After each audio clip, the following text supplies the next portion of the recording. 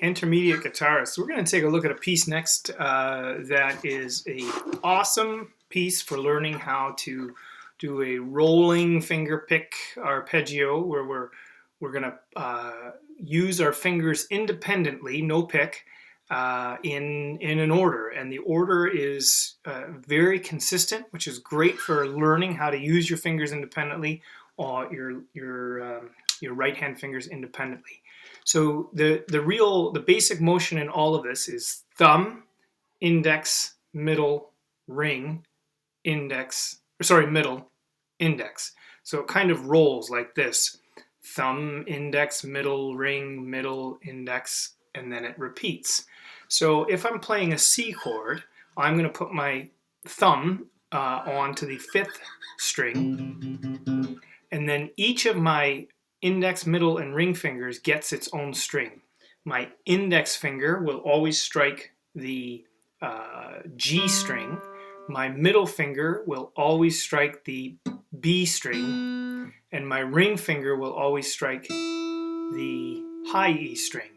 I like to take my pinky and put it right down by that sound hole so that I've got a bass. And if I were like a home bass for my hand. If I were playing without any chord, it would sound like this. And that's on the 5th string. The thumb is actually responsible for the 6th, 5th, and 4th strings. These other fingers only ever touch the string that I just assigned them. So what you're doing is following a rolling pattern of the song where the bass note changes depending on the chord you're playing with your left hand. Every time I play a C chord, I hit that 5th string.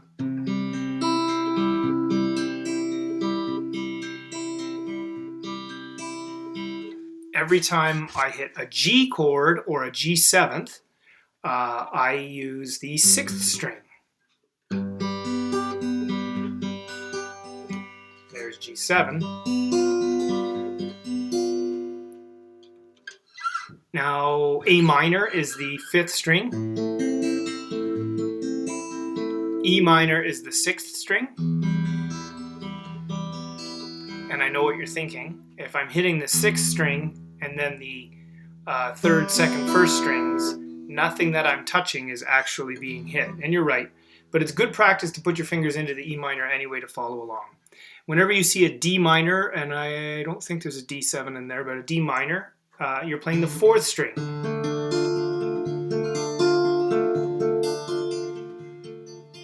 And the only other one in this song is A7 would also be the 5th, is the F chord. And for this F, you can play it two ways. You can play it with your full barred F like this, where you're playing the 6th string up here.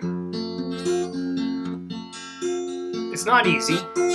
I'm going to suggest, though, that you actually play the 4-string F like this, and you hit the 4th string, which is still an F note, for this song. Because it actually sounds quite nice to play it like that. Instead of with the low F, play it on that F. Okay, so the song itself. Every bar in the whole song has 12 notes, 12 notes. And so it's always bass, index, middle, ring, middle, index, and then it repeats. So it's 1, 2, 3, 4, 5, 6, 7, 8, 9, 10, 11, 12. That's one bar of music. So you'll see in the very first bar of the attached sheet music, there's a C and a G. So you play 6 for the C and 6 for the G. 1, 2, 3, 4, 5, 6, G. 1, 2, 3, 4, 5, 6. And then you'll see it goes back to the C. 1, 2. This time, though, the C doesn't change. It stays there. In the second bar of music, it stays on the C for all 12 notes. And then you'll see an F and a C in one bar. F, C, G, G7, F,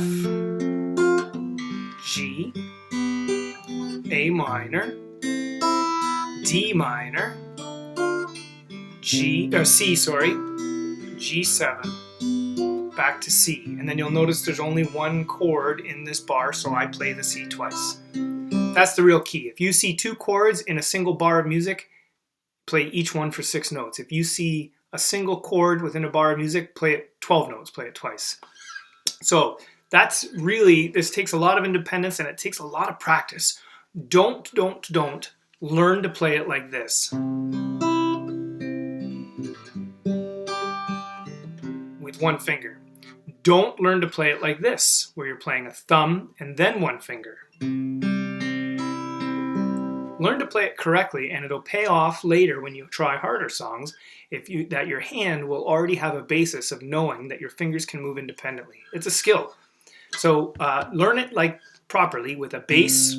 So whatever chord you're playing, your thumb will play the 6th, 5th, or 4th string, and then index, middle, ring, middle, index. Sorry, that's a mouthful to do and think of and say at the same time. I'm going to play through the song once, just what you see in front of you, and then talk to you about one variation, and you'll be off. Say, only fools rush in.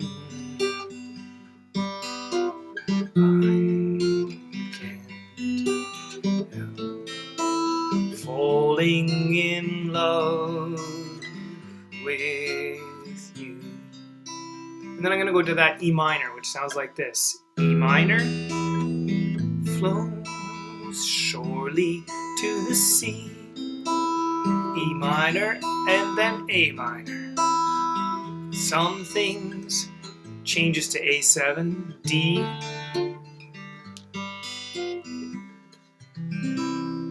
So as you can hear, apart from me singing poorly, it's a very, very nice tune, and it's a great one to have in your repertoire, and it's nice to fool around with it. Now, if you've ever listened, what you see right here is the version that would most closely resemble Elvis Presley, which is the version that I learned and have known for so long. 21 Pilots did a really great version, I think it was, yes it was, not that long ago. I believe they've changed the first 3 chords though. I believe instead of C, G, C, C, I think they go C, C, A minor, E minor.